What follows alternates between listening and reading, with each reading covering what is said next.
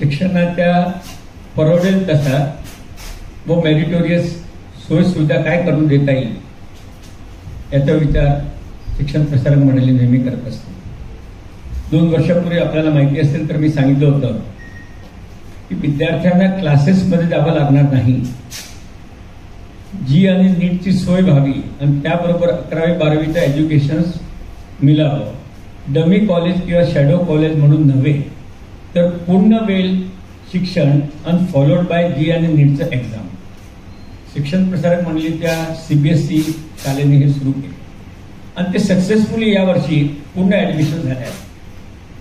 आता ते झाल्यानंतर आता दुसरा विचार असा आला की आपल्याला सेंट्रल सर्व्हिसबद्दल जे उमराणीकर सरांनी किंवा आपल्या मॅडमनी सांगितलं की BA झालं, BCom झालं, BSc झालं, मग पुढे काय करायचं, MBBS झालं, त्याच्यानंतर काय करायचं.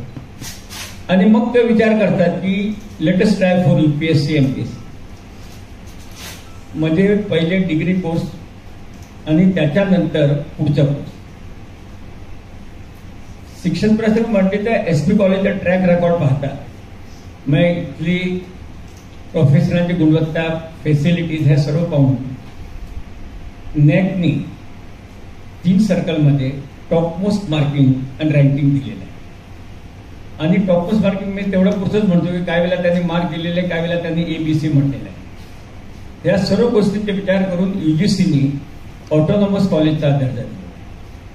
मग एका बाजूला पुणे युनिव्हर्सिटीकडून दर्जा आहे, दुसऱ्या बाजूला UGCने ऑटोनॉमस दिलेला असल्याने SP कॉलेजला अनेक कोर्सेस स्वतःचे फॉर्म्युलेट करून युनिव्हर्सिटीची मान्यता घेऊन चालू करता येतात. याचा विचार केल्यानंतर जेव्हा उमराणीकरांचा विचार विनिमय झाला तेव्हा आपल्याला काय करता येईल तर मग असंच विचार आला की BA सिव्हिल सर्व्हिस ही नवीन कल्पना आहे. कारण आतापर्यंत ग्रॅज्युएशन झाल्यानंतर मुलं कॉम्पिटेटिव्ह एक्झामला 2 वर्ष घालतात, तर आपण इथंच व्हॅल्यू बेस्ड चांगलं एज्युकेशन देऊ शकतो. मग हे देण्यासाठी आपल्याला 2 गोष्टी लागतात. एक त्याच्यातले एक्सपर्ट लागतात, कारण SP कॉलेजचं नाव आहे म्हणून ऍडमिशन काही वेळा होती, परंतु जर आपल्याकडे त्याबद्दलचं म्हणजे कॉम्पिटेटिव्ह एक्झामचं नॉलेज देणारं आणि प्लस विषयातला नॉलेज देणारे असे 2 फॅकल्टीज लागतात. तर विषयाचे नॉलेज देणारे फॅकल्टीज SPकडे आहेत, मेरिटोरियस आणि क्वालिटीज आहेत. पण कॉम्पिटेटिव्ह एक्झामचं देणारे त्या मुलांकडून तयारी करून घ्यायची, बाकीच्या सर्व गोष्टी करायच्या.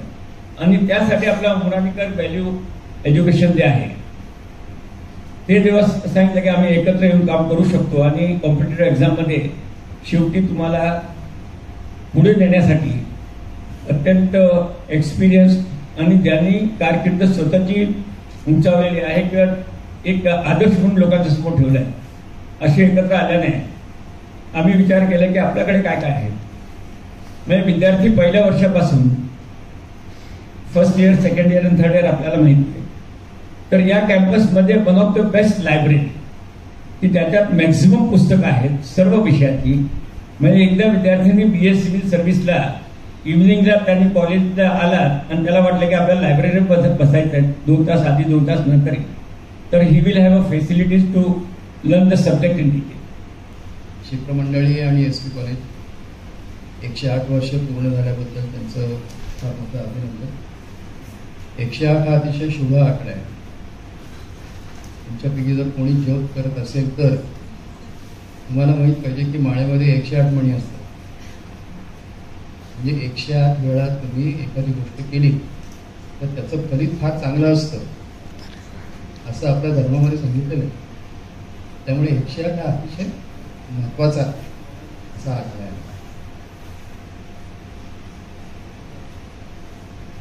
रिटायर झाल्यानंतर मी 10 वर्ष प्रायव्हेट सेक्टरला कन्सल्टन्सी दिली. त्यानंतर 5 वर्ष पुणे विद्यापीठामध्ये मानद प्राध्यापक म्हणजे प्रोफेसर एमेरिटस म्हणून मी काम केलं. 5 वर्ष तिथे CEC म्हणून आहे म्हणजे कॉम्पिटिटिव्ह एक्झामिनेशन सेंटर, त्याचं डायरेक्टर म्हणून मी काम करत होतो. त्यावेळेला ज्या गोष्टी माझ्या लक्षात आल्या त्यामधून या कोर्सची निर्मिती करण्यात आलेली आहे. काय लक्षात आलं त्यावेळेला? लक्षात हे आलं की तिथे येणारी मुलं ग्रॅज्युएशन झाल्यानंतर ठरवतात की आता काही जमत नाही तर आता UPSC MPSC जमवूया, आणि म्हणून मग वर्ष, 2 वर्ष, 3 वर्ष, काही जण 6 वर्ष UPSC MPSCच्या मागे लागतात. त्याच्यामध्ये त्या मुलांचं आयुष्य वाया जातं यात तर शंकाच नाही. पण तुम्ही जर देशाचा विचार केला, मी तुम्हाला काही स्टॅटिस्टिक्स देतो. दरवर्षी आपल्याकडे 50 लाख ग्रॅज्युएट तयार होतात. त्यापैकी 15 लाख ग्रॅज्युएट हे UPSCला अपियर होतात. अपियर म्हणजे फॉर्म तरी भरतात आणि तयारी सुरू करतात. ऍक्च्युअल परीक्षेला 7 लाख मुलं बसतात. ह्या 7 लाख मुलांपैकी प्रिलिम आणि मेन एक्झाम दिल्यानंतर फक्त 10,000 कॅन्डिडेट्स निवडले जातात. या 10,000 पैकी फक्त 1,000 कॅन्डिडेट्स, फक्त 1,000 त्यांना सरकारी नोकरी लागते. याचा अर्थ नेशन बिल्डिंग जो उल्लेख आलेला आहे त्या पॅम्पलेटमध्ये, त्याला उद्देशून मी सांगतो, दरवर्षी कमीत कमी 15 lakh man years we lose 15 lakh man years every year because the best of youth is trying for UPSC or MPSC.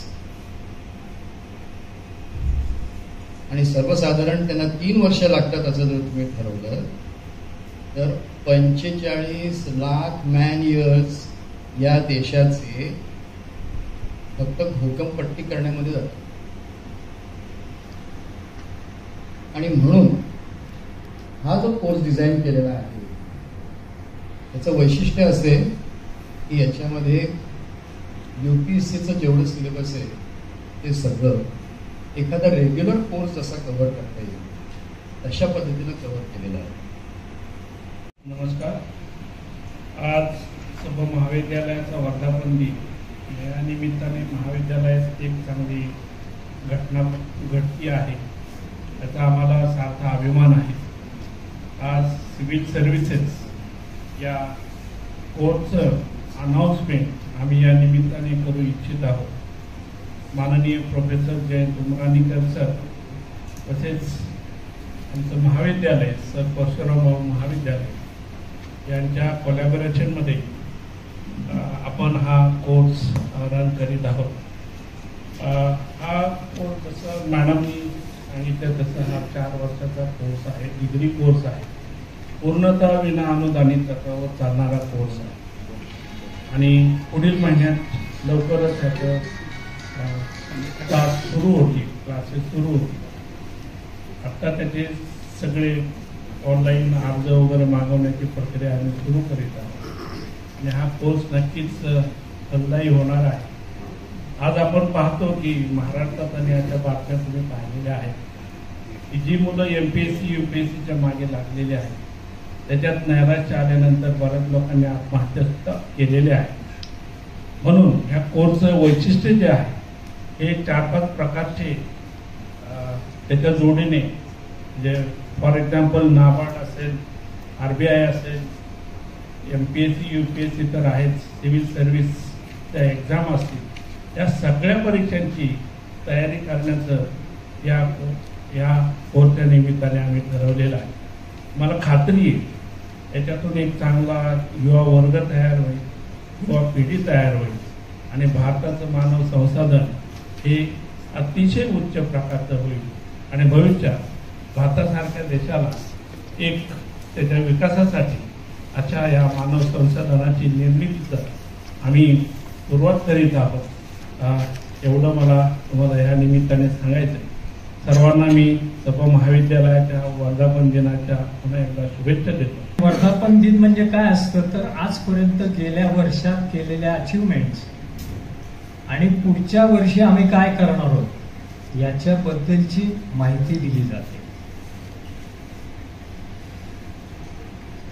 आता आपटे मॅडमने थोडा उल्लेख केला की 108 वर्षात किती क्षेत्रात आणि किती विद्यार्थी एसपी कॉलेजचे असतील याला काही लिमिटच नाहीये. इतके विद्यार्थी उच्च पदावरती गेलेले आहेत.